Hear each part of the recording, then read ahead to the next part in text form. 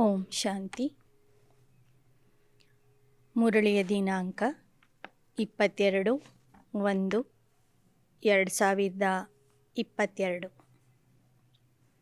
मीठे बच्चे, किसी भी प्रकार की हबच तुम बच्चों को नहीं रखनी है। किसी से भी कुछ मांगना नहीं है, क्योंकि तुम दाता के बच्चे देने वाले हो. ಮಧುರ ಮಕ್ಕಳೇ, ಯಾವುದೇ ಪ್ರಕಾರದ ಲೋಭ ಆಶೆ ನಿಮ್ಮಲ್ಲಿ ಇರಬಾರದು. ಯಾರಿಂದನೂ ಏನನ್ನೂ ಸಹ ಕೇಳಬಾರದು, ಏಕೆಂದರೆ ನೀವು ದಾತಾ ತಂದೆಯ ಮಕ್ಕಳು. ಮಾಸ್ಟರ್ ದಾತಾ ಆಗಿದ್ದೀರಿ, ಕೊಡುವಂಥವರಾಗಿದ್ದೀರಿ. प्रश्न: तुम गॉडली स्टूडेंट हो, तुम्हारा लक्ष्य क्या है, क्या नहीं? ನೀವು ಈಶ್ವರೀಯ ವಿದ್ಯಾರ್ಥಿಗಳು, ನಿಮ್ಮ ಗುರಿ ಯಾವುದಾಗಿದೆ? ಯಾವ ಗುರಿ ನಿಮ್ಮದಲ್ಲ? उत्तर: तुम्हारा लक्ष्य है बाप द्वारा जो नॉलेज मिल रही है उसे धारण करना, पास विथ ऑनर बनना. बाकी यह चाहिए वह चाहिए ऐसी इच्छाएं रखना तुम्हारा लक्ष्य नहीं. ನಿಮ್ಮ ಗುರಿಯಾಗಿದೆ ತಂದೆಯಿಂದ ಸಿಕ್ಕಿರುವ ಜ್ಞಾನವನ್ನು ಧಾರಣೆ ಮಾಡ್ಕೋಬೇಕು, ಪಾಸ್ ವಿತ್ ಆನರ್ ಆಗಬೇಕು ಅಂತ. ಅದು ಬೇಕು ಇದು ಬೇಕು ಎಂಬ ಇಚ್ಛೆಗಳನ್ನು ಇಟ್ಟುಕೊಳ್ಳುವುದು ನಿಮ್ಮ ಗುರಿ ಅಲ್ಲ. तुम किसी भी मनुष्य आत्मा से लेन देन करके हिसाब किताब नहीं बनाओ. ನೀವು ಯಾವುದೇ ಮನುಷ್ಯ ಆತ್ಮರ ಜೊತೆಗೆ ಲೇವಾದೇವಿಯ ಲೆಕ್ಕಾಚಾರ ಮಾಡಬೇಡಿ.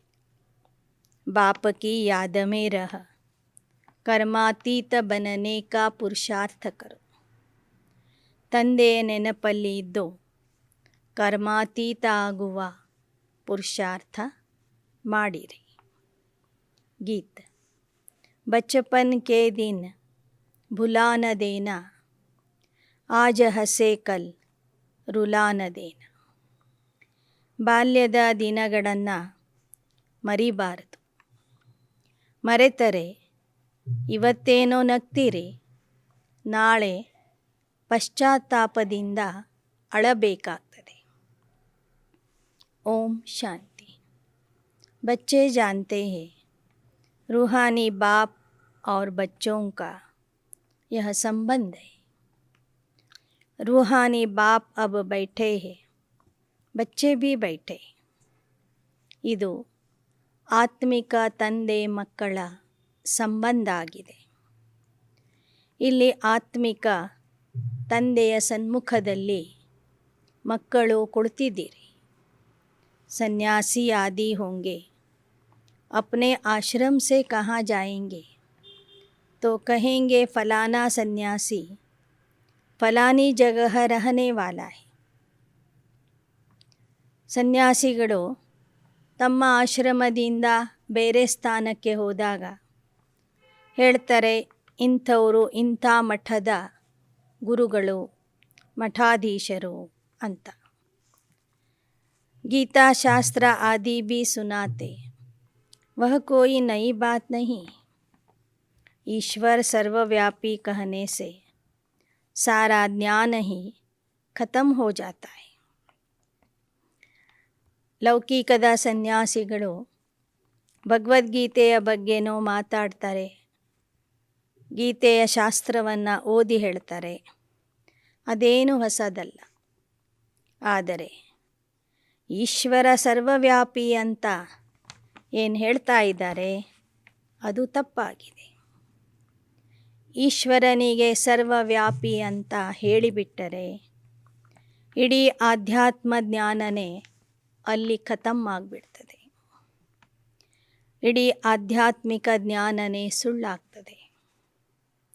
ಅಬ್ ಯಹ ರೂಹಾನಿ ಬಾಪ್ जिसको सब रूहें याद करती है वो परम पिता परमात्मा जब दुख होता है तो लौकिक को कुछ नहीं कहेंगे.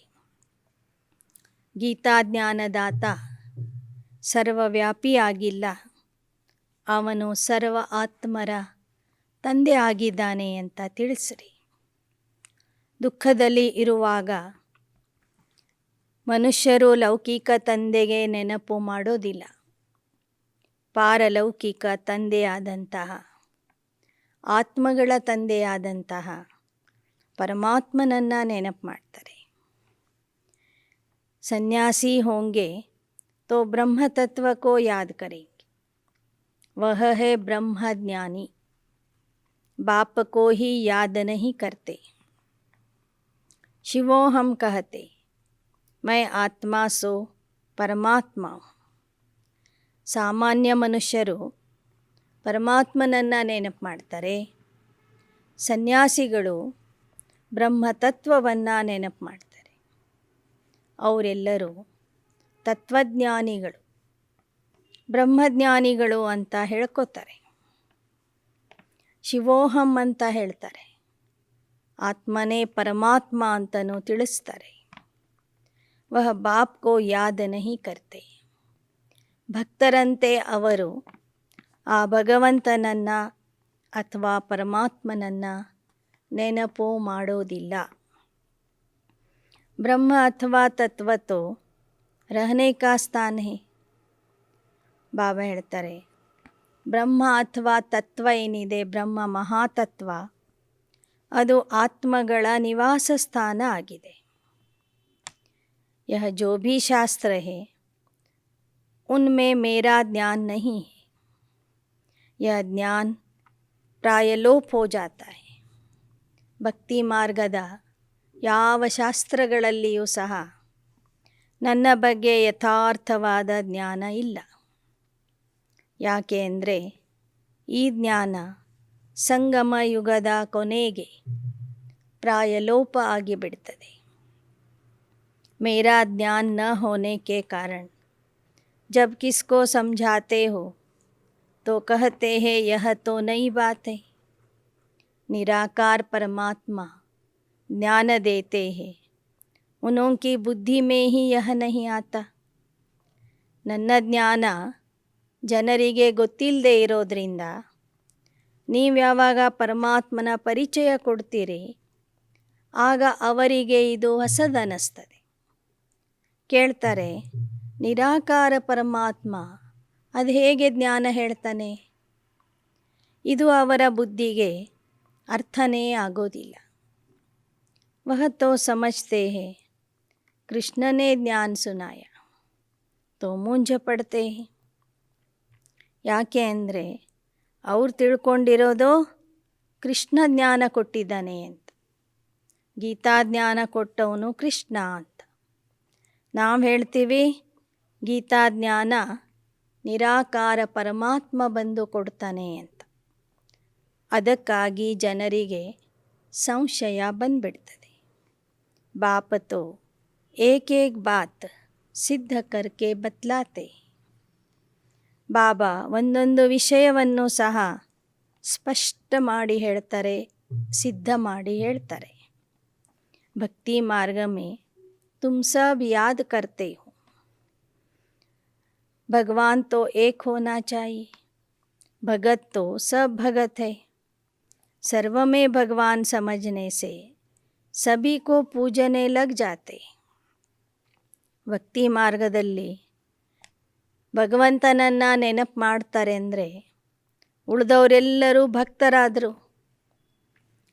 ಭಗವಂತ ಒಬ್ಬನೇ ಇದ್ದಾನೆ. ಆದರೆ ಮುಂದೆ ಪರಮಾತ್ಮ ಸರ್ವವ್ಯಾಪಿ ಅಂತ ಹೇಳಿ ಸರ್ವರನ್ನೂ ಪೂಜಿಸಲಿಕ್ಕೆ ಪ್ರಾರಂಭ ಮಾಡ್ತಾರೆ. ಪಹಲೆ ಅವ್ಯಭಿಚಾರಿ एक शिव की भक्ति होती, परंतु ज्ञान नहीं रहता कि वह क्या करके गए, कब आए थे, यह नहीं जानते. ಮೊದಲು ಕೇವಲ ಪರಮಾತ್ಮನ ಭಕ್ತಿ ನಡೀತದೆ. ಅದಕ್ಕೆ ಅವ್ಯಭಿಚಾರಿ ಭಕ್ತಿ ಅಂತ ಹೇಳಲಾಗ್ತದೆ. ಆದರೆ ಅವ್ಯಭಿಚಾರಿ ಭಕ್ತಿ ಮಾಡುವಂತಹ ಏಕದೇವ ಉಪಾಸನೆ ಮಾಡುವಂಥ ಭಕ್ತರಿಗೂ ಸಹ ಪರಮಾತ್ಮನ ಬಗ್ಗೆ ಯಥಾರ್ಥ ಜ್ಞಾನ ಗೊತ್ತಿರೋದಿಲ್ಲ. ಪರಮಾತ್ಮ ಯಾವಾಗ ಬರ್ತಾನೆ, ಏನು ಮಾಡ್ತಾನೆ, ಹೇಗೆ ಬರ್ತಾನೆ ಅನ್ನೋದು ಸಹ ಅವರಿಗೆ ಗೊತ್ತಿರಲಿಲ್ಲ. परंतु वह है सतो प्रधान भक्ति. पूजा उसकी होती है जिससे सुख मिलता है. ಆದರೆ ಆ ಭಕ್ತಿ ಸತೋಪ್ರಧಾನ ಭಕ್ತಿಯಾಗಿತ್ತು. ಭಕ್ತಿ ಮಾರ್ಗದಲ್ಲಿ ಜನ ಯಾರನ್ನು ಪೂಜಿಸ್ತಾರಂದರೆ, ಯಾರಿಂದ ಅವರಿಗೆ ಸುಖ ಸಿಕ್ಕಿರ್ತದೆ ಅವರನ್ನು ಪೂಜಿಸ್ತಾರೆ. ಲಕ್ಷ್ಮೀ नारायण को भी पूजते क्योंकि उनके राज्य में ಅಪಾರ ಸುಖ था. ಬಾಬಾ ಹೇಳ್ತಾರೆ, ಲಕ್ಷ್ಮೀನಾರಾಯಣರಿಗೂ ಪೂಜೆ ಮಾಡ್ತಾರೆ. ಯಾಕೆ ಅಂದರೆ ಅವರ ರಾಜ್ಯದಲ್ಲಿ ಅಪಾರವಾದ ಸುಖ ಇತ್ತು. ಲಕ್ಷ್ಮೀನಾರಾಯಣ ಆಗುವಂಥವರು ತಮ್ಮ ಪೂರ್ವ ಜನ್ಮದಲ್ಲಿ ಅಂದರೆ ಸಂಗಮ ಯುಗದಲ್ಲಿ ಅನೇಕರಿಗೆ ಸುಖ ಕೊಟ್ಟಿರ್ತಾರೆ.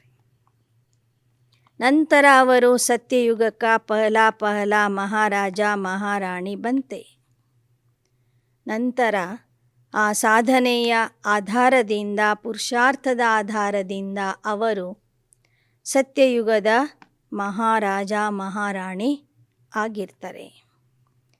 यह नई रचना है ना, तुम सबको समझा सकते हो कि परमात्मा प्रजापिता ब्रह्मा द्वारा नई सृष्टि रचते, लेकिन समझते सब नहीं है. नहीं तो प्रजापिता क्यों कहते, यह बातें तुम बच्चे ही जानते हो, दूसरा कोई नहीं जानते. ಎಲ್ಲರಿಗೂ ತಿಳಿಸಿ, ನಿರಾಕಾರ ಪರಮಾತ್ಮ ಪ್ರಜಾಪಿತಾ ಬ್ರಹ್ಮರವರ ಮೂಲಕ ಹೊಸ ಸೃಷ್ಟಿಯ ಸ್ಥಾಪನೆ ಮಾಡ್ತಾರೆ. ಈ ವಿಚಾರ ಯಾರಿಗೂ ಗೊತ್ತಿಲ್ಲ. उनको यह नई नई बातें समझ में नहीं आती. जब सुनते सुनते पक्के हो जाते हैं, तब समझते हैं हम कितना घोर अंधियारे में थे. ಹೊಸದಾಗಿ ಬರೋರಿಗೆ ಕೇಳಿದ ಕೂಡಲೇ ಅರ್ಥ ಆಗೋದಿಲ್ಲ. ಆದರೆ ಕೇಳ್ತಾ ಕೇಳ್ತಾ ಯಾವಾಗ ಅವರಿಗೆ ಈ ಜ್ಞಾನ ಅರ್ಥ ಆಗ್ತದೆ, ಆಗ ಅಂದ್ಕೊಳ್ತಾರೆ ನಾವು ಮೊದಲು ಎಷ್ಟು ಅಂಧಕಾರದಲ್ಲಿ ಇದ್ವಿ ಅಂತ. ನ ಭಗವಾನ್ ಕೋ ಜಾನ್ತೆ ಥೆ, ನ ದೇವತಾओं को जानते थे. जो पास्ट हो जाते हैं उन्हों की ही भक्ति की जाती. फिर पूछो, परमात्मा जिसकी तुम जयंती मनाते हो, उसके साथ तुम्हारा क्या संबंध, वह क्या करके गए, कुछ भी बता नहीं सकेंगे. ಯಾರು ಹಿಂದೆ ಮಹಾನ ಕರ್ತವ್ಯವನ್ನು ಮಾಡಿ ಹೋಗಿರ್ತಾರೆ ಅವರನ್ನೇ ಜನ ಪೂಜೆ ಮಾಡ್ತಾರೆ. ನಾವು ಭಾರತೀಯರು ಕೃಷ್ಣ ಜಯಂತಿ ಶಿವರಾತ್ರಿಯನ್ನು ಆಚರಣೆ ಮಾಡ್ತಿದ್ದೀವಂದರೆ ಅವ್ರು ಏನು ಮಾಡಿ ಹೋಗಿದ್ದಾರೆ ಅಂತ ಕೇಳಬೇಕು. ಆದರೆ ಜನರಿಗೆ ಅದರ ಉತ್ತರ ಗೊತ್ತಿಲ್ಲ. ನಾವು ಶಿವರಾತ್ರಿಯ ಆಚರಣೆ ಯಾಕೆ ಮಾಡ್ತೇವೆ, ಶಿವರಾತ್ರಿಯ ನಂತರ ಕೃಷ್ಣನ ಜಯಂತಿಯನ್ನು ಯಾಕೆ ಮಾಡ್ತೀವಿ, ಭಕ್ತರಿಗೆ ಈ ವಿಚಾರ ಗೊತ್ತಿಲ್ಲ. ಕೃಷ್ಣ के लिए कहते मक्खन चुराया, यह किया, फिर ज्ञान दिया, कितना घोटाला है. दाता तो एक ईश्वर ही है ना. ಕೃಷ್ಣನ ಬಗ್ಗೆ ಹೇಳ್ತಾರೆ, ಅವನು ಬೆಣ್ಣೆ ಕದ್ದ, ಸೀರೆ ಕದ್ದ, ಅವನಿಗೆ 108 ಜನ ರಾಣಿಯರಿದ್ದರು. ನಂತರ ಮಹಾಭಾರತ ಯುದ್ಧದಲ್ಲಿ ಗೀತಾ ಬೋಧನೆ ಮಾಡಿದ ಅಂತಲೂ ಬರೆದಿದ್ದಾರೆ. ಎಷ್ಟೊಂದು ಒಂದೊಂದು ಕಥೆಯಲ್ಲಿ ಸತ್ಯ ಸುಳ್ಳು ಎಲ್ಲ ಸೇರಿಸಿಬಿಟ್ಟಿದ್ದಾರೆ. ದಾತಾ ತೋ ಏಕ್ ಈಶ್ವರ್ ಹಿ. 1% ಸತ್ಯ ಇದ್ದರೆ 99% ಸುಳ್ಳನ್ನು ಸೇರಿಸಿ ಅನೇಕ ದಂತ ಕಥೆಗಳನ್ನು ರಚನೆ ಮಾಡಿದ್ದಾರೆ. ವಾಸ್ತವಿಕವಾಗಿ ಸರ್ವರಿಗೂ ದಾತ ಈಶ್ವರ ಒಬ್ಬನೇ ಆಗಿದ್ದಾನೆ. कृष्ण के लिए दाता नहीं कहेंगे, वह मूंझे हुए हैं. यह सब ड्रामा में नूंद है. बाप कितना अच्छी रीति समझाते हैं. नटशेल में थोड़ी भी बातें मनुष्यों की बुद्धि में नहीं बैठती. अगर एक एक के 84 जन्मों का वृत्तांत बैठ निकाले तो पता नहीं कितना हो जाए. थोड़ा विस्तार से कभी समझाया जाता है तो मनुष्यों का संशय मिट जाए. ಬಾಬಾ ಹೇಳ್ತಾರೆ, ಈ ಜ್ಞಾನ ಸಂಕ್ಷಿಪ್ತವಾಗಿ ಹೇಳಿದರೆ ಕೆಲವ್ರಿಗೆ ಅರ್ಥ ಆಗೋದಿಲ್ಲ. ಅದಕ್ಕಾಗಿ ಒಮ್ಮೊಮ್ಮೆ ಬಾಬಾ ವಿಸ್ತಾರದಿಂದ ಈ ಜ್ಞಾನ ತಿಳಿಸ್ತಾರೆ. ಜನರಲ್ಲಿ ಇರುವ ಸಂಶಯ ಹೋಗಲಿ ಎಂಬ ದೃಷ್ಟಿಯಿಂದ ಜ್ಞಾನದ ವಿಸ್ತಾರವನ್ನು ತಿಳಿಸ್ತಾರೆ. ಹಾಗೆ ನೋಡಿದರೆ ಒಬ್ಬೊಬ್ಬರ 84 ಜನ್ಮಗಳ ವೃತ್ತಾಂತ ಹೇಳಬೇಕಂದ್ರೆ ಎಷ್ಟೊಂದು ಸಮಯ ಬೇಕು. ಬಾಕಿ ಬಾತ್ ತೋ ಥೋಡಿ ಹೇ, ಮುझे ಯಾದ್ ಕರೋ. ಬಾಬಾ ಹೇಳ್ತಾರೆ, ಸಂಶಯದ ನಿವಾರಣೆಗಾಗಿ ವಿಸ್ತಾರವಾಗಿ ಜ್ಞಾನ ಹೇಳಬೇಕಾಗ್ತದೆ. ಆದರೆ ಇಡೀ ಜ್ಞಾನದ ಸಾರ ಒಂದೇ ವಾಕ್ಯದಲ್ಲಿ ಇದೆ, ಮಕ್ಕಳೇ ನನ್ನನ್ನು ನೆನಪು ಮಾಡಿರಿ. जैसे मंत्र देते हैं ईश्वर को याद करो, परंतु वह ऐसे नहीं कहेंगे कि ईश्वर को याद करने से तुम्हारे विकर्म विनाश होंगे और ईश्वर के पास जाएंगे. ಲೌಕಿಕದಲ್ಲೂ ಸಹ ಈಶ್ವರನನ್ನು ನೆನಪು ಮಾಡ್ರಿ ಅಂತ ಮಂತ್ರ ಕೊಡ್ತಾರೆ. ಓಂ ನಮಃ ಶಿವಾಯ ಜಪ ಮಾಡಲಿಕ್ಕೆ ಹೇಳ್ತಾರೆ. ಆದರೆ ಆ ಪರಮಾತ್ಮನ ನೆನಪಿನಿಂದ ವಿಕರ್ಮಗಳು ನಾಶ ಆಗ್ತವೆ ಅಂತ ಯಾರೂ ಹೇಳೋದಿಲ್ಲ. ಇಲ್ಲಿ ಬಾಬಾ ಏನು ಹೇಳ್ತಾರೆ, ನನ್ನನ್ನು ಅರ್ಥ ಮಾಡಿಕೊಂಡು ನನ್ನ ಜೊತೆಗೆ ಸಂಬಂಧ ಜೋಡಿಸಿ ನೀವು ನನ್ನನ್ನು ನೆನಪು ಮಾಡಿದರೆ ನಿಮ್ಮ ವಿಕರ್ಮಗಳು ವಿನಾಶ ಆಗ್ತವೆ. ಎರಡನೇದು, ನೀವು ಶಿಕ್ಷಾರಹಿತವಾಗಿ ನನ್ನ ಹತ್ತಿರ ಬರ್ತೀರಿ. यह तो बाप समझाते हैं, गंगा स्नान से विकर्म विनाश नहीं होंगे. इस समय हर एक पर विकर्मों का बोझा बहुत भारी है. सुकर्म थोड़े होते हैं, विकर्म जन्म जन्मांतर के बहुत है. कितना ज्ञान और योग में रहते हैं तो भी इतने विकर्म है जो छूटते नहीं. ಈ ಸಮಯದಲ್ಲಿ ಎಲ್ಲರ ತಲೆಯ ಮೇಲೆ ವಿಕರ್ಮದ ಭಾರ ಇದೆ. ಸುಕರ್ಮಗಳು ಕಡಿಮೆ ಇರ್ತವೆ, ವಿಕರ್ಮಗಳು ಜಾಸ್ತಿ ಇರ್ತವೆ. ಬಾಬನ ಮಕ್ಕಳು ಸಹ ಜ್ಞಾನ ಯೋಗದಲ್ಲಿ ನಿರತರಾಗಿದ್ದರೂ ವಿಕರ್ಮದಿಂದ ಸಂಪೂರ್ಣ ಮುಕ್ತ ಆಗಿಲ್ಲ. ಜಬ್ ಕರ್ಮಾತೀತ ಬನ್ ಜಾಯೆಂಗೆ फिर तो तुमको नया जन्म नई दुनिया में मिलेगा. ಜ್ಞಾನಿ ಯೋಗಿ ಮಕ್ಕಳೂ ಸಹ ಇನ್ನೂ ವಿಕರ್ಮಗಳನ್ನು ಮಾಡ್ತಾನೇ ಇರ್ತಾರೆ. ಸಂಪೂರ್ಣ ಕರ್ಮಾತೀತ ಆದ ನಂತರ ನಿಮಗೆ ಕರ್ಮ ಬಂಧನದಿಂದ ಮುಕ್ತಿ ಸಿಗ್ತದೆ. ಹೊಸ ಜನ್ಮ ಹೊಸ ಜಗತ್ತಿನಲ್ಲಿ ನಿಮಗೆ ಪ್ರಾಪ್ತಿಯಾಗ್ತದೆ. ಅಗರ್ ಕುಚ್ ವಿಕರ್ಮ ರಹೆ ಹೋಂಗೆ तो पुरानी दुनिया में दूसरा जन्म लेना पड़ेगा. ಒಂದು ವೇಳೆ ನಿಮ್ಮ ವಿಕರ್ಮಗಳು ಉಳಿದಿದ್ದರೆ, ಈ ಹಳೆ ದೇಹ ಬಿಡುವಾಗ ವಿಕರ್ಮಗಳ ಬ್ಯಾಲೆನ್ಸ್ ಉಳಿದಿತ್ತು ಅಂದರೆ ನೀವು ಮತ್ತೆ ಇದೇ ಪ್ರಪಂಚದಲ್ಲಿ ಹುಟ್ಟಿ ಬರಬೇಕಾಗ್ತದೆ. ಬಾಪ್ ಕಹತೆ और कुछ नहीं समझो, तो बाप को तो याद करो, इससे भी सेकंड में स्वर्ग की बादशाही मिल जाएगी। ज्ञान तो बच्चों को बहुत अच्छा मिल रहा है। ಜ್ಞಾನ ಕೇಳಲಿಕ್ಕೆ ಬಹಳ ಸಹಜ, ಯೋಗ ಮಾಡುವುದು ಕಷ್ಟ. ಆದರೂ ಸಹ ನೀವು ಒಮ್ಮೆ ಬಾಬೋರ್ನ ಅರ್ಥ ಮಾಡಿಕೊಂಡು ಬಾಬಾ ಅಂತ ಕರೆದರೆ ಸಾಕು, ತಂದೆಯನ್ನು ನೆನಪು ಮಾಡಿದರೆ ಸಾಕು, ಕ್ಷಣದಲ್ಲಿ ಸ್ವರ್ಗದ ರಾಜ್ಯ ಭಾಗ್ಯ ನಿಮ್ಮದಾಗುವುದು. ಏಕ ಕಹಾನಿ भी है खुदा दोस्त की, एक रोज के लिए बादशाही देते थे, अब तुम जानते हो बाबा ही त्वमेव माताश्च पिता बंधु हो गया तो खुदा दोस्त हुआ ना. अल्लाह अव्वल दिन, खुदा दोस्त, यह सब बातें इस समय की है.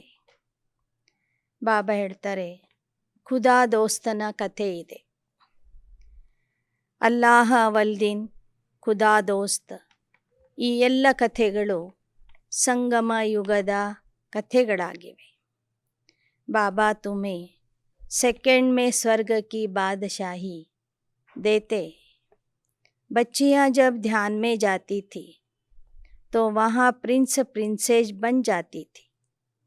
वहाँ के सब समाचार आकर सुनाती थी. उस समय और कोई धर्म नहीं था. कहते थे भारत ही गोल्डन एज था. ಭಾರತ ಸ್ವರ್ಣಿಮ ಯುಗ ಆಗಿತ್ತು. ಆ ಸಮಯದಲ್ಲಿ ಬೇರೆ ಧರ್ಮದವರು ಇರಲಿಲ್ಲ. ಕ್ರಿಶ್ಚನ್ भी कहते क्राइस्ट से 3000 वर्ष पहले भारत स्वर्ग था, जहाँ लक्ष्मी नारायण राज्य करते थे. इसलिए पूछते हैं, इन्हों को यह वर्षा कहाँ से मिला? भारतवासियों का इनसे क्या संबंध है? स्वर्ग के मालिक पहले यह थे, अब तो नरक है, यह कहाँ गए? ಬಾಬಾ ಹೇಳ್ತಾರೆ, ಕ್ರಿಶ್ಚಿಯನ್ನರು ಒಪ್ಕೊಳ್ತಾರೆ ಕ್ರಿಸ್ತ ಬರುವ ಮೊದಲು 3000 ವರ್ಷಗಳ ಹಿಂದೆ ಭಾರತ ಸ್ವರ್ಗ ಆಗಿತ್ತು ಅಂತ. ಆ ಭಾರತದಲ್ಲಿ ಲಕ್ಷ್ಮೀನಾರಾಯಣರ ರಾಜ್ಯ ಇತ್ತು. ಅವರಿಗೆ ಆ ರಾಜ್ಯ ಅಥವಾ ಆಸ್ತಿ ಯಾರಿಂದ ಸಿಕ್ಕಿತ್ತು? ಅವರು ಸ್ವರ್ಗದ ಮಾಲೀಕ ಆಗಿದ್ದರು. ಈಗ ನರ್ಕ ಬಂದಿದೆ. ಹಾಗಾದರೆ ಆ ಲಕ್ಷ್ಮೀನಾರಾಯಣರು ಈಗ ಎಲ್ಲಿ ಹೋಗಿದ್ದಾರೆ? ಜನ್ಮ ಮರಣ ಕೋ ತೋ ಸಬ್ ಮಾನ್ತೆ ಹೇ ನಾ. ಆತ್ಮ ಜನ್ಮ ಮರಣ में आती तब तो 84 जन्म लेंगे, नहीं तो कैसे लेंगे? ಇನ್ನು ಭಾರತೀಯರು ಪುನರ್ಜನ್ಮವನ್ನು ಒಪ್ಕೊಳ್ತಾರೆ. ಆತ್ಮ ಜನನ ಮರಣದಲ್ಲಿ ಅವಶ್ಯವಾಗಿ ಬರ್ತದೆ. ಇಲ್ದಿದ್ರೆ 84 ಜನ್ಮಗಳನ್ನು ಹೇಗೆ ಪಡ್ಕೊಳ್ಳಿಕ್ಕಾಗ್ತದೆ? ಹಾಗಾದರೆ ಆ ಸತ್ಯಯುಗದ ಲಕ್ಷ್ಮೀನಾರಾಯಣರು ಪುನರ್ಜನ್ಮದಲ್ಲಿ ಬರ್ತಾ ಬರ್ತಾ ಈಗ ಕಲಿಯುಗದಲ್ಲೂ ಸಹ ಬೇರೆ ನಾಮ ರೂಪದಿಂದ ಪಾತ್ರ ಮಾಡ್ತಾರೆ ಅನ್ನೋ ವಿಚಾರ ಜನರಿಗೆ ಗೊತ್ತಿಲ್ಲ. दुनिया में अनेक मत है, कोई पुनर्जन्म को मानते, कोई नहीं मानते. पूछना चाहिए, परमात्मा शिव से तुम्हारा क्या संबंध है? यह ब्रह्मा विष्णु शंकर कौन है? कहाँ के रहने वाले? कोई बता न सके. ನೀವು ಕೇಳಿರಿ ಜನರಿಗೆ, ಶಿವನಿಗೂ ನಿಮಗೂ ಏನು ಸಂಬಂಧ ಇದೆ? ಈ ಬ್ರಹ್ಮ ವಿಷ್ಣು ಶಂಕರರು ಯಾರು? ಅವ್ರು ಎಲ್ಲಿರ್ತಾರೆ? ಏನೂ ಗೊತ್ತಿಲ್ಲ ಅಂತ ಹೇಳ್ತಾರೆ ಬಾಬಾ. ತುಮಾರೇ ಲಿಯೇ ತೋ ಕಿತನಾ ಸಹಜ ಹೈ. ನಿಮಗೆ ನೋಡಿದರೆ ಎಲ್ಲವೂ ಗೊತ್ತಿದೆ. ಜ್ಞಾನ ಎಷ್ಟು ಸಹಜ ಆಗಿದೆ. ಮಾತಾओं को कोई नौकरी आदि का फुरना नहीं, घर में रहने वाली कोई धंधे धोरी का हंगामा नहीं. ಮಾತೆಯರಿಗಂತೂ ನೌಕರಿ ಉದ್ಯೋಗದ ಚಿಂತೆನೇ ಇಲ್ಲ. ಆರಾಮಾಗಿ ಮನೆಯಲ್ಲಿ ಇದ್ದು ಬಾಬವ್ರನ್ನ ನೆನಪು ಮಾಡ್ಬೋದು. ಬಾಪ್ಸೆ ವರ್ಸಾಲೇನ. ನಿಮ್ಮ ಮುಂದೆ ಒಂದೇ ಗುರಿ ಇರಬೇಕು, ತಂದೆಯಿಂದ ಆಸ್ತಿ ಪಡೆದುಕೊಳ್ಳುವ ಗುರಿ. ಪುರುಷೋಂ ಕೋ ಫುರ್ನಾ ಹೈ, ತುಮಕೋ ತೋ ಬಾಬಾ ಕಹತೆ, ತುಮ್ ಅಪ್ನಾ ಮರ್ತಬಾ ಲೋ, ವಿಶ್ವ ಕಾ ಮಾಲೀಕ್ ಬನೋ. ಪುರುಷರಿಗೆ ಅನೇಕ ರೀತಿಯ ಚಿಂತೆಗಳು ಇರ್ತವೆ. ದುಡಿಯುವ ಚಿಂತೆ, ವ್ಯಾಪಾರ, ಉದ್ಯೋಗ, ನೌಕರಿಯ ಚಿಂತೆ ಇರ್ತದೆ. ಮಾತೆಯರಿಗೆ ಯಾವ ಚಿಂತೆನೂ ಇರೋದಿಲ್ಲ. ಆದ್ದರಿಂದ ನೀವು ಮಾತೆಯರು ಹೆಚ್ಚಿನ ಪುರುಷಾರ್ಥ ಮಾಡಿ ವಿಶ್ವದ ಮಾಲೀಕ ಆಗ್ರಿ. ಸಾಹುಕಾರೋಂ ಕೋ ಕಿತನಿ ಚಿಂತಾ ರಹತಿ, दुनिया में रिश्वतखोरी बहुत है, तुमको रिश्वत लेने की कोई दरकार नहीं. ಶ್ರೀಮಂತರಿಗೆ ಚಿಂತೆ ಜಾಸ್ತಿ ಇರ್ತದೆ. ಈಗಿನ ಪ್ರಪಂಚದಲ್ಲಿ ಲಂಚಗೂಳಿತನ ಜಾಸ್ತಿ ಆಗಿಬಿಟ್ಟಿದೆ. ನೀವು ಯಾರಿಗೂ ಲಂಚ ಕೊಡಬಾರದು, ಲಂಚ ತಗೋಬಾರದು. यह तो व्यापारियों का काम है, तुम इनसे छूटे हो. फिर भी माया ऐसी है जो चोटी से पकड़ लेती. ವ್ಯಾಪಾರಸ್ಥರು ಲಂಚ ತಗೊಳ್ತಾರೆ, ನಿಮಗೆ ಅದರ ಅವಶ್ಯಕತೆ ಇಲ್ಲ ಅಂತ ಹೇಳ್ತಾರೆ ಬಾಬಾ. ಆದರೆ ಮಾಯೆ ಮಕ್ಕಳ ಜುಟ್ಟನ್ನೇ ಹಿಡಿದು ಬಿಡ್ತದೆ. ನಿಮಗೆ ಹಣದ ಬಗ್ಗೆ ದುರಾಶೆ ಇರಬಾರದು ಅಂತಾರೆ ಬಾಬಾ. ಆದರೂ ಸಹ ಮಕ್ಕಳಲ್ಲಿ ಹಣದ ಬಗ್ಗೆ ಲೋಭ ಇರ್ತದೆ. कुछ न कुछ लोभ लालच रहती है जो जिज्ञासुओं से मांगते रहते. ಬಾಬನ ಮಕ್ಕಳು ಸಹ ದುರಾಶೆಗೆ ಬಲಿಯಾಗಿ ಬರುವಂಥ ವಿದ್ಯಾರ್ಥಿಗಳಿಂದ ಏನಾದರೂ ಕೇಳ್ತಾನೆ ಇರ್ತಾರೆ. ಬಾಬಾ ಕಹತೆ ಬಚ್ಚೆ ಕಿಸಿ ಸೇ ಭಿ ಮಾಂಗೋ ಮತ್. ಬಾಬಾ ಹೇಳ್ತಾರೆ, ನೀವು ಯಾರ ಹತ್ರನೂ ಬೇಡಬಾರದು. ತುಮ್ ದಾತಾ ಕೆ ಬಚ್ಚೆ, ತುಮಕೋ ದೇನಾ ಹೇ ನ ಕಿ ಮಾಂಗ್. ನೀವು ದಾತನ ಮಕ್ಕಳು, ಬಂದವರಿಗೆ ನೀವು ಕೊಡಬೇಕು ವಿನಃ ಬೇಡಬಾರದು. ಜ್ಞಾನ ಕೊಡಿ, ಸುಖ ಕೊಡಿ, ಶಾಂತಿ ಕೊಡಿ, ಶಕ್ತಿ ಕೊಡಿ, ಉತ್ಸಾಹ ಕೊಡ್ರಿ. ತುಮಕೋ ಜೋ ಕುಚ್ ಚಾಹಿಯೇ ಶಿವ್ ಬಾಬಾ ಸೆ ಮಿಲ್ ಸಕ್ತಾ ಹೈ. ಅವ್ರೇನು ಕೊಡೋದಿರ್ತದೋ ಅದನ್ನು ಅವರು ಶಿವನ ಭಂಡಾರಕ್ಕೆ ಹಾಕಲಿ. ನಿಮಗೆ ಆ ಶಿವನ ಭಂಡಾರದಿಂದ ಎಲ್ಲವೂ ಸಿಗ್ತದೆ. और कोई से लेंगे तो उनकी याद रहेगी. हर एक चीज़ शिव बाबा से लेंगे तो शिव बाबा तुमको घड़ी घड़ी याद पड़ेगा. ಕೊಡುವಂಥವರು ಶಿವನ ಭಂಡಾರಕ್ಕೆ ಹಾಕಬೇಕು. ಅದನ್ನು ಉಪಯೋಗಿಸುವಂಥವರು ಸಹ ಶಿವತಂದೆಯ ಭಂಡಾರದಿಂದ ನನಗೆ ಸಿಕ್ಕಿದೆ ಅಂತ ತಿಳ್ಕೊಂಡು ಉಪಯೋಗಿಸ್ಬೇಕು. ನೀವು ನೇರವಾಗಿ ದೇಹಧಾರಿಗಳಿಂದ ಪಡ್ಕೊಂಡ್ರೆ ದೇಹಧಾರಿಗಳ ನೆನಪು ನಿಮಗೆ ಬರ್ತದೆ. ಶಿವ್ ಬಾಬಾ ಕಹತೆ ತುಮ್ಹಾರೆ ಲೇನ್ ದೇನ್ ಕಾ ಹಿಸಾಬ್ ಮೇರೆ ಸಾಥ್ ಹೈ. ಶಿವ್ ಬಾಬಾ ಹೇಳ್ತಾರೆ, ಕೊಡುವುದು ತೆಗೆದುಕೊಳ್ಳುವ ಲೆಕ್ಕಾಚಾರ ಏನಿದೆ ಅದು ನನ್ನ ಜೊತೆಗಿದೆ. ಕೊಡುವ ತೆಗೆದುಕೊಳ್ಳುವ ಲೆಕ್ಕಾಚಾರ ನನ್ನ ಜೊತೆಗೆ ಮಾಡಿರಿ. ವ್ಯಕ್ತಿಗಳ ಜೊತೆಗೆ, ದೇಹಧಾರಿಗಳ ಜೊತೆಗೆ ಬೇಡ. ಯಹ ಬ್ರಹ್ಮ ತೋ ಬೀಚ್ ಮೇ ದಲಾಲ್ ಹೈ, ದೇನೆ ವಾಲಾ ಮೈ ಹೂಂ. ಈ ಬ್ರಹ್ಮ ಬಾಬಾ ಮಧ್ಯದಲ್ಲಿ ದಲಾಲಿಯಾಗಿದ್ದಾರೆ. ಕೊಡುವಂಥ ದಾತ ನಾನಾಗಿದ್ದೀನಿ. तुम मेरे से कनेक्शन रखो थ्रू ब्रह्मा. कोई भी चीज़ औरों से लेंगे तो तुमको उनकी याद आएगी और तुम व्यभिचारी बन जाएंगे. ನೇರವಾಗಿ ನಿಮ್ಮ ಬುದ್ಧಿಯ ಸಂಬಂಧವನ್ನು ನನ್ನ ಜೊತೆಗೆ ಜೋಡಿಸ್ರಿ. ಬ್ರಹ್ಮಾರವರ ಮೂಲಕ ಸಂಬಂಧ ಜೋಡಿಸ್ರಿ. ಯಾವುದೇ ವಸ್ತು ಆಗಲಿ, ಪದಾರ್ಥಗಳಾಗಲಿ ಅನ್ಯರಿಂದ ನೇರವಾಗಿ ತಗೋಬೇಡಿ. ತೆಗೆದುಕೊಂಡರೆ ಅವರ ನೆನಪು ನಿಮಗೆ ಬರ್ತದೆ. ಆಗ ನಿಮ್ಮ ನೆನಪು ವ್ಯಭಿಚಾರಿಯಾಗ್ತದೆ. ಶಿವ बाबा के भंडारे से तुम चीज़ ले लो और किसी से मांगो मत, नहीं तो देने वाले को नुकसान पड़ता है, क्योंकि उसने शिव बाबा की भंडारी में नहीं दिया. देना चाहिए ಶಿವ ಬಾಬಾ ಕಿ ಭಂಡಾರಿ. ಬಾಬಾ ಹೇಳ್ತಾರೆ, ಶಿವತಂದೆಯ ಭಂಡಾರಕ್ಕೆ ಹಾಕಿದರೆ ಮಾತ್ರ ಕೊಡೋರ್ಗೂ ಫಲ, ಅದರಿಂದ ಉಪಯೋಗಿಸುವಂಥವ್ರಿಗೂ ಫಲ. ಒಂದು ವೇಳೆ ನೇರವಾಗಿ ಅವರು ಕೊಟ್ಟರೆ ಅವರಿಗೂ ಅಷ್ಟೊಂದು ಲಾಭ ಸಿಗೋದಿಲ್ಲ. ಅವರ ಬುದ್ಧಿಯಲ್ಲಿನೂ ಉಳಿತದೆ, ನಾನು ಇಂಥ ಅಕ್ಕವ್ರು ಕೊಟ್ಟೆ, ಇಂಥವ್ರು ಕೊಟ್ಟೆ ಅಂತ. ನಿಮ್ಮ ಬುದ್ಧಿಯಲ್ಲೂ ಉಳಿತದೆ, ಇಂಥವ್ರು ನಮಗೆ ಕೊಟ್ಟರು ಅಂತ. ಆದ್ದರಿಂದ ಬಾಬಾ ಹೇಳ್ತಾರೆ, ಕೊಡುವಂಥವರು ಭಂಡಾರಕ್ಕೆ ಹಾಕಬೇಕು, ಅದರಿಂದ ಖರ್ಚು ಮಾಡುವಂಥವರು ಭಂಡಾರದಿಂದನೇ ತೆಗೆದು ಖರ್ಚು ಮಾಡಬೇಕು. मनुष्यों से लेन देन का कनेक्शन बहुत समय रखा, अब तुम्हारा कनेक्शन डायरेक्ट शिव बाबा से है. लेकिन बाबा जानते हैं बच्चों में लोभ का भूत है.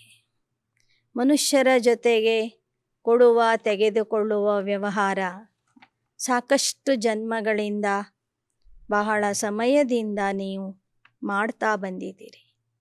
ಈಗ ನಿಮ್ಮ ಸಂಬಂಧ ನೇರವಾಗಿ ಶಿವನ ಜೊತೆಗಿದೆ. ಆದರೆ ಬಾಬಾ ನೋಡ್ತಾ ಇದ್ದಾರೆ, ಅನೇಕ ಮಕ್ಕಳಲ್ಲಿ ಇನ್ನೂ ಸಹ ಲೋಭ ಇದೆ. ಬಚ್ಚೆ ಕಹತೆ, हमने शिव बाबा को देखा नहीं. अरे तुम अपने को देखते हो क्या? तुमको अपनी आत्मा का साक्षात्कार हुआ है जो कहते हो हमको शिव बाबा का साक्षात्कार हो. ಕೆಲವ್ರು ಹೇಳ್ತಾರೆ, ನಾವು ಶಿವ ಬಾಬಾವ್ರನ್ನ ನೋಡಿಲ್ಲ. ಬಾಬಾ ಕೇಳ್ತಾರೆ, ನಿಮ್ಮನ್ನು ನೀವು ನೋಡ್ಕೊಂಡಿದ್ದೀರಾ? ನಿಮ್ಮ ಆತ್ಮದ ಸಾಕ್ಷಾತ್ಕಾರ ನಿಮಗಾಗಿದೆಯಾ? ನಿಮ್ಮ ಸಾಕ್ಷಾತ್ಕಾರನೇ ನಿಮಗಾಗಿಲ್ಲ ಅಂದರೆ ಶಿವಬಾಬನ ಸಾಕ್ಷಾತ್ಕಾರ ಆಗಿಲ್ಲ ಅಂತ ಯಾಕೆ ಹೇಳ್ತೀರಿ? ನಿಮ್ಮ ಆತ್ಮ ನಿಮ್ಮ ಕಣ್ಣಿಗೆ ಕಾಣ್ತಿಲ್ಲ, ಆದರೂ ನೀವಿದ್ದೀರಿ ಅಂತ ನೀವು ಒಪ್ಕೊಳ್ತಾ ಇದ್ದೀರಿ.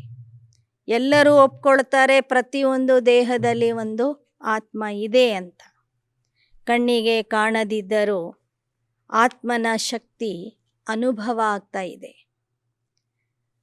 ಹಾಗೆ ಬಾಬಾ ಹೇಳ್ತಾರೆ, ಶಿವಬಾಬವರು ಕಣ್ಣಿಗೆ ಕಾಣಿಸೋದಿಲ್ಲ, ಆದರೆ ಅವನ ಗುಣಗಳು ಮತ್ತು ಶಕ್ತಿಗಳನ್ನು ನಾವು ಅನುಭವ ಮಾಡಬಹುದು. ತುಮ್ ಜಾನ್ತೆ ಹೋ ಆತ್ಮ ಏಕ್ ಶರೀರ್ ಛೋಡ್ दूसरा लेती, किस समय आत्मा का साक्षात्कार हो भी सकता है, लेकिन फ़ायदा क्या? ಬಾಬಾ ಹೇಳ್ತಾರೆ, ನಿಮಗೆ ಮುಂದೆ ಆತ್ಮದ ಸಾಕ್ಷಾತ್ಕಾರನೂ ಆಗಬಹುದು, ಪರಮಾತ್ಮನ ಸಾಕ್ಷಾತ್ಕಾರನೂ ಆಗಬಹುದು, ನಿಮ್ಮ ಭವಿಷ್ಯ ಪದವಿಯ ಸಾಕ್ಷಾತ್ಕಾರನೂ ಆಗಬಹುದು, ವಿನಾಶದ ಸಾಕ್ಷಾತ್ಕಾರನೂ ಆಗಬಹುದು. ಆದರೆ ಸಾಕ್ಷಾತ್ಕಾರ ನೋಡೋದ್ರಿಂದ ಲಾಭ ಏನು? ಫಿರ್ ಭಿ ತುಮ್ಕೋ ತೋ ಪಡನಾ ಹೇನಾ. ಸಾಕ್ಷಾತ್ಕಾರ ನೋಡೋದ್ರಿಂದ ಪಾಪಗಳು ವಿನಾಶ ಆಗೋದಿಲ್ಲ. ವಿಕರ್ಮಗಳ ವಿನಾಶ ಆಗಬೇಕಾದ್ರೆ ನೀವು ಮುರಳಿ ಕೇಳಬೇಕು, ಯೋಗ ಮಾಡಬೇಕು. ತುಮ್ಕೋ ತೋ ಪಡನಾ ಹೀ ಹೇ. ಬಾಬಾ ಹೇಳ್ತಾರೆ, ಸಾಕ್ಷಾತ್ಕಾರ ನೋಡಿದ್ರೂ ಸಹ ನೀವು ಅಭ್ಯಾಸ ಬಿಡುವಂತಿಲ್ಲ. ಪ್ರತಿದಿನ ಮುರಳಿ ಕೇಳಬೇಕು, ಬಾಬಾವ್ರನ್ನ ನೆನಪು ಮಾಡಬೇಕು. भक्ति मार्ग में साक्षात्कार होता है तो उनका कितना गायन करते, परंतु मिलता कुछ भी नहीं. ಭಕ್ತಿ ಮಾರ್ಗದಲ್ಲಿ ಒಬ್ಬರಿಗೆ ಸಾಕ್ಷಾತ್ಕಾರ ಕಾಣಿಸ್ತು ಅಂದರೆ ಅವರನ್ನು ಜನ ಹೊಗಳಲಿಕ್ಕೆ ಶುರು ಮಾಡ್ತಾರೆ, ಪೂಜೆ ಮಾಡಲಿಕ್ಕೆ ಶುರು ಮಾಡ್ತಾರೆ. ಆದರೆ ವಾಸ್ತವಿಕವಾಗಿ ಸಾಕ್ಷಾತ್ಕಾರದಿಂದ ಯಾವುದೇ ರೀತಿಯ ಲಾಭ ಇಲ್ಲ ಅಂತ ಹೇಳ್ತಾರೆ. ಜ್ಞಾನ ಕೇಳೋದ್ರಿಂದ, ತಿಳ್ಕೊಳ್ಳೋದ್ರಿಂದ, ಯೋಗ ಮಾಡೋದ್ರಿಂದ ಆತ್ಮಕ್ಕೆ ಲಾಭ ಇದೆ. ಬರೇ ಸಾಕ್ಷಾತ್ಕಾರ ನೋಡೋದ್ರಿಂದ ಆತ್ಮಕ್ಕೆ ಲಾಭ ಇಲ್ಲ. ಶಿವ ಬಾಬಾ ಜ್ಞಾನ ಸಾಗರ है. ब्रह्मा को तो ज्ञान सागर नहीं कहेंगे. ब्रह्मा को भी उनसे ज्ञान मिलता है.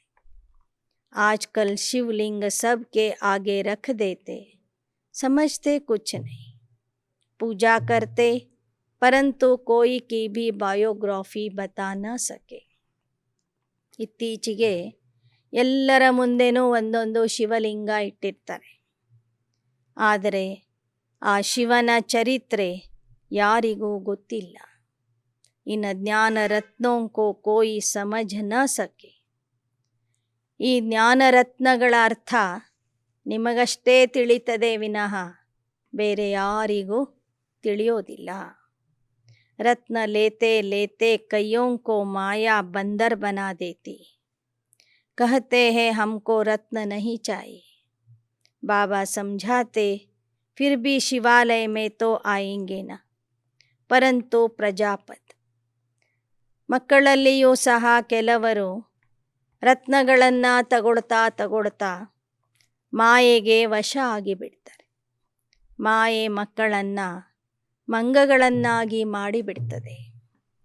ಆಗ ಅಂಥ ಮಕ್ಕಳು ಹೇಳ್ತಾರೆ ನಮಗೆ ಜ್ಞಾನ ರತ್ನಗಳು ಬೇಕಿಲ್ಲ ಅಂತ.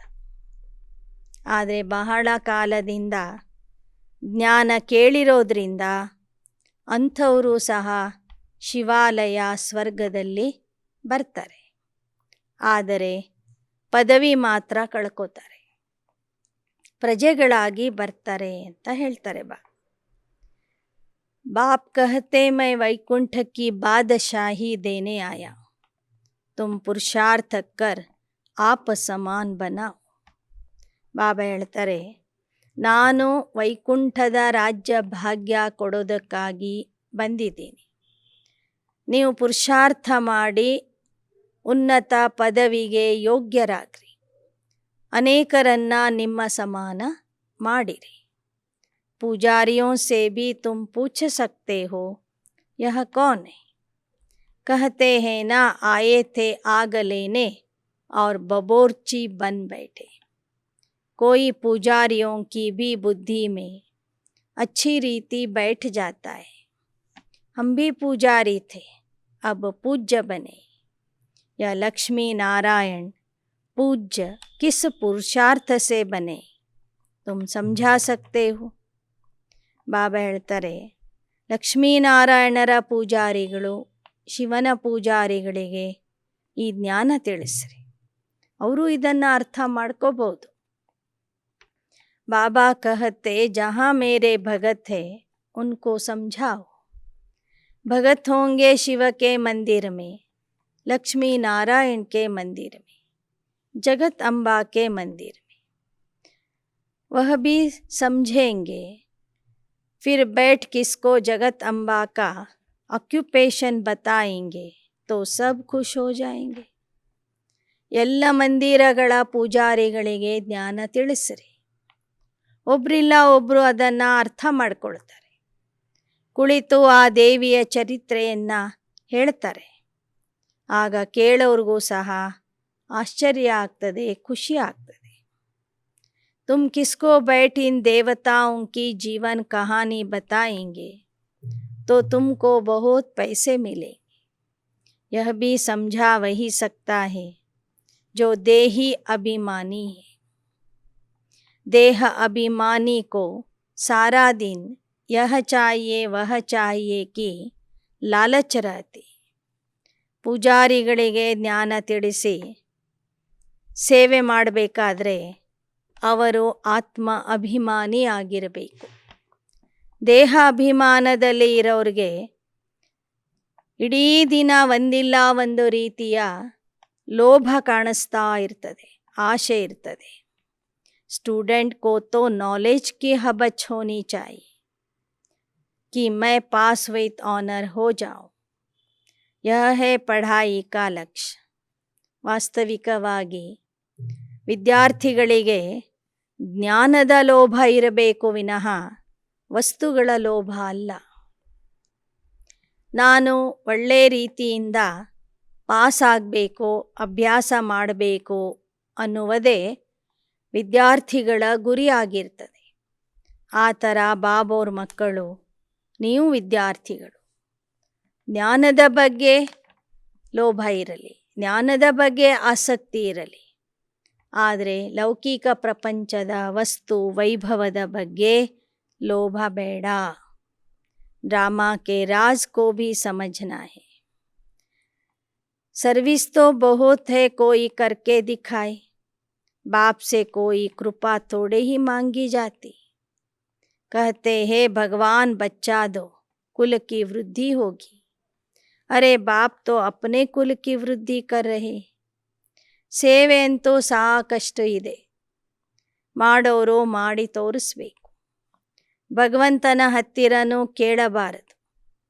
ಲೌಕಿಕದಲ್ಲಿ ಭಕ್ತರು ಪರಮಾತ್ಮನ ಹತ್ರ ಹೋಗಿ ಕೇಳ್ತಾರೆ, ಬಾಬಾ ನಮಗೆ ಮಗು ಕೊಡು, ಮಗು ಆಗಲಿ, ನಮ್ಮ ಕುಲದ ವೃದ್ಧಿ ಆಗಲಿ ಅಂತ ಕೇಳ್ಕೊತಾರೆ. ಶಿವಬಾಬಾ ಹೇಳ್ತಾರೆ, ನಾನು ನನ್ನ ಕುಲವನ್ನು ವೃದ್ಧಿ ಮಾಡ್ತಾ ಇದ್ದೀನಿ. ಈಗ ನೀವು ಆ ಕುಲದ ವೃದ್ಧಿಯ ಬಗ್ಗೆ ಚಿಂತೆ ಮಾಡಬೇಡಿ, ಈಶ್ವರಿಯ ಪರಿವಾರದ ವೃದ್ಧಿಯ ಬಗ್ಗೆ ಚಿಂತೆ ಮಾಡಿ. ಶಿವಬಾಬಾ ಬಂದು ತಮ್ಮ ಈಶ್ವರಿಯ ಕುಲದ ವೃದ್ಧಿ ಮಾಡ್ತಾ ಇದ್ದಾರೆ. ಆ ಕಾರ್ಯದಲ್ಲಿ ನೀವು ಸಹಯೋಗ ಕೊಡಿ. तुम भी ईश्वरीय संतान हो. बाप समझाते हैं, यह सब इच्छाएं छोड़ एक बाप को याद करो. बंधन आदि है, यह सब कर्म का हिसाब है. बाबा को देखो कितना बंधन है, कितने बच्चों के ख्यालात है, कितनी खिटपिट होती, कितनी निंदा करते. डिसर्विस करना सहज है, ಸರ್ವಿಸ್ ಕರ್ನಾ ಮುಷ್ಕಿಲ್. ಬಾಬಾ ಹೇಳ್ತಾರೆ, ನಿಮಗೆ ಬಂಧನ ಇದೆ ಅಂದರೆ ಅದು ನಿಮ್ಮ ಕರ್ಮದ ಲೆಕ್ಕಾಚಾರ. ಬ್ರಹ್ಮ ಬಾಬೋರ್ಗೆ ನೋಡಿ ಎಷ್ಟೊಂದು ಬಂಧನ ಇದೆ, ಎಷ್ಟು ಮಕ್ಕಳ ಸಂಭಾಲನೆ ಮಾಡಬೇಕು, ಪಾಲನೆ ಮಾಡಬೇಕು. ಯಜ್ಞದಲ್ಲಿ ಎಷ್ಟು ಥರದ ಸಮಸ್ಯೆಗಳು ಬರ್ತವೆ. ಜನ ವಿರೋಧ ಮಾಡ್ತಾರೆ, ನಿಂದನೆ ಮಾಡ್ತಾರೆ. ಬಾಬೋರ ಮಕ್ಕಳು ಸಹ ಒಮ್ಮೊಮ್ಮೆ ಯಜ್ಞಕ್ಕೆ ವಿರೋಧ ಮಾಡ್ತಾರೆ, ನಿಂದನೆ ಮಾಡ್ತಾರೆ.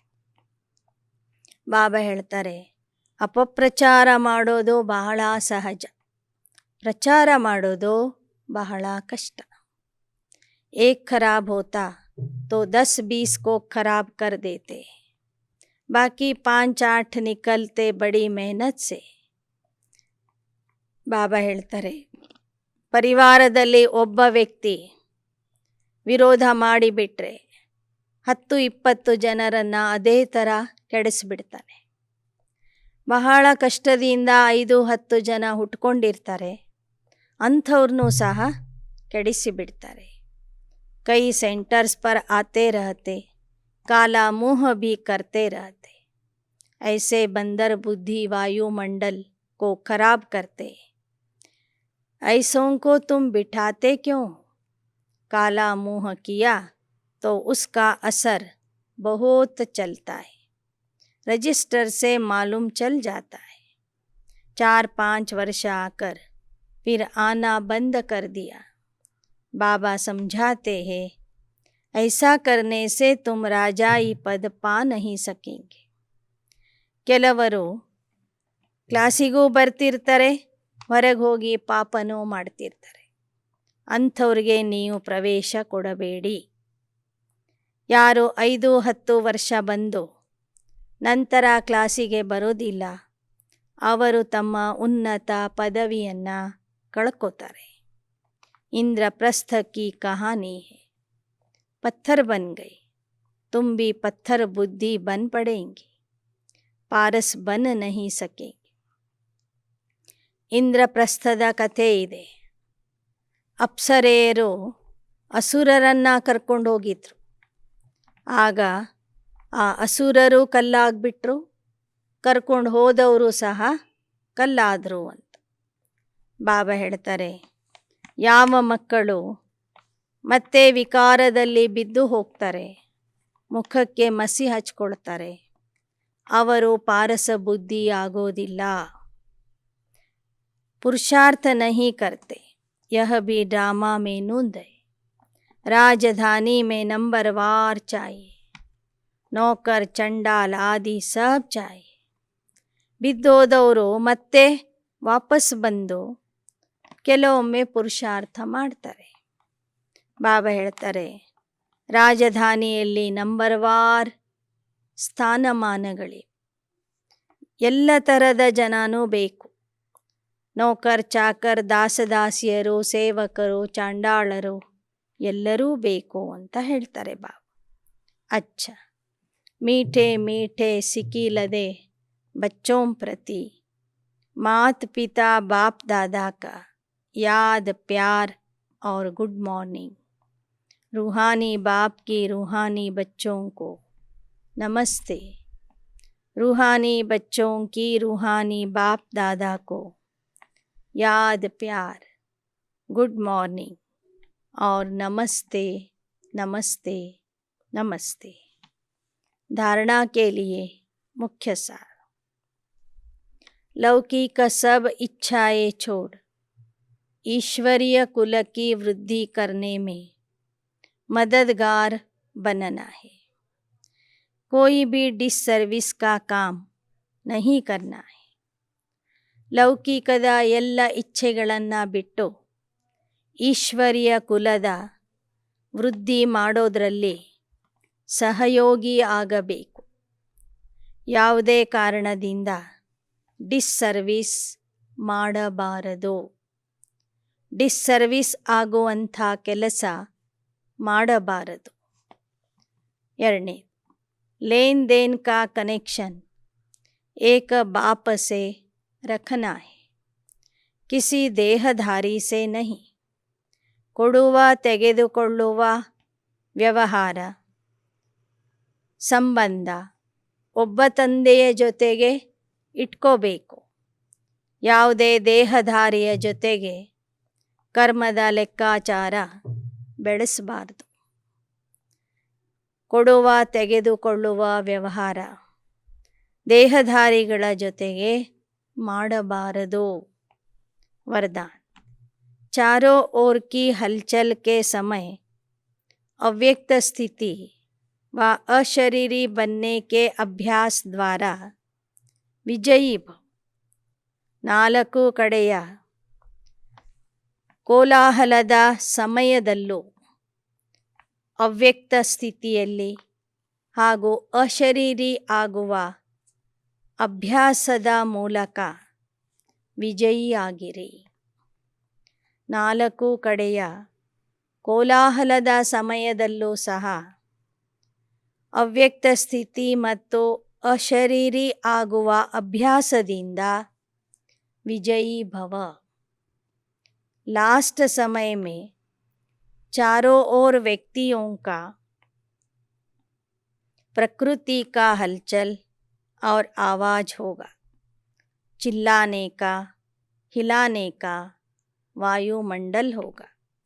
ऐसे समय पर सेकंड में अव्यक्त फरिश्ता सो निराकारी अशरीरी आत्मा हूँ, यह अभ्यास ही विजयी बनाएगा.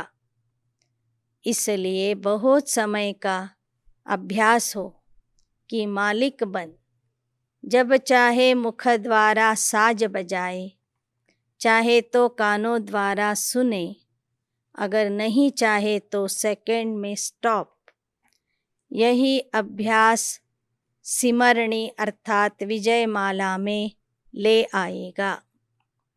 ಬಾಬಾ ಹೇಳ್ತಾರೆ, ಕೊನೆ ಸಮಯದಲ್ಲಿ ನಾಲ್ಕು ಕಡೆಯಿಂದ ವ್ಯಕ್ತಿಗಳಿಂದ ಪ್ರಕೃತಿಯಿಂದ ಕೋಲಾಹಲ ಉಂಟಾಗ್ತದೆ. ಕೂಗುವ ಶಬ್ದ, ಯುದ್ಧದ ಶಬ್ದ, ನಿಮ್ಮನ್ನು ಅಲಗಾಡಿಸುವ ಶಬ್ದಗಳು ಕೇಳಿಸ್ತವೆ. ನಿಮ್ಮನ್ನು ಅಲ್ಲಾಡಿಸುವಂಥ ವಾತಾವರಣ ನಿರ್ಮಾಣ ಆಗ್ತದೆ. ಅಂಥ ಸಮಯದಲ್ಲೂ ಅವ್ಯಕ್ತ ಫರಿಶ್ತಾ ಸೋ ನಿರಾಕಾರಿ ಅಶರೀರಿ ಆತ್ಮ ಆಗಿದ್ದೇನೆ ಎಂಬ ಅಭ್ಯಾಸ ನಿಮ್ಮನ್ನು ವಿಜಯಿಯನ್ನಾಗಿ ಮಾಡ್ತದೆ. ಈ ಅಭ್ಯಾಸ ಬಹಳ ಸಮಯದಿಂದ ಮಾಡ್ತಾ ಇದ್ದರೆ ನೀವು ನಿಮ್ಮ ಕರ್ಮ ಇಂದ್ರಿಯಗಳಿಗೆ ಮಾಲೀಕ ಆಗ್ತೀರಿ. ಎಷ್ಟು ಬೇಕೋ ಅಷ್ಟೇ ಕೇಳಿಸಿಕೊಳ್ತೀರಿ, ಎಷ್ಟು ಬೇಕೋ ಅಷ್ಟೇ ಮಾತಾಡ್ತೀರಿ. ಇಚ್ಛೆ ಇಲ್ಲದೇ ಇದ್ದಾಗ ಫುಲ್ ಸ್ಟಾಪ್ ಹಾಕ್ತೀರಿ. ಅಂತಹ ಮಕ್ಕಳು ಮಾತ್ರ ವಿಜಯಮಾಲೆಯಲ್ಲಿ ಬರ್ತಾರೆ. ಯಾರು ತಮ್ಮ ಕರ್ಮ ಇಂದ್ರಿಯಗಳ ಮೇಲೆ ಮಾಲೀಕ ಆಗ್ತಾರೋ ಅವರೇ ವಿಜಯಮಾಲೆಯ ಮಣಿಗಳಾಗ್ತಾರೆ.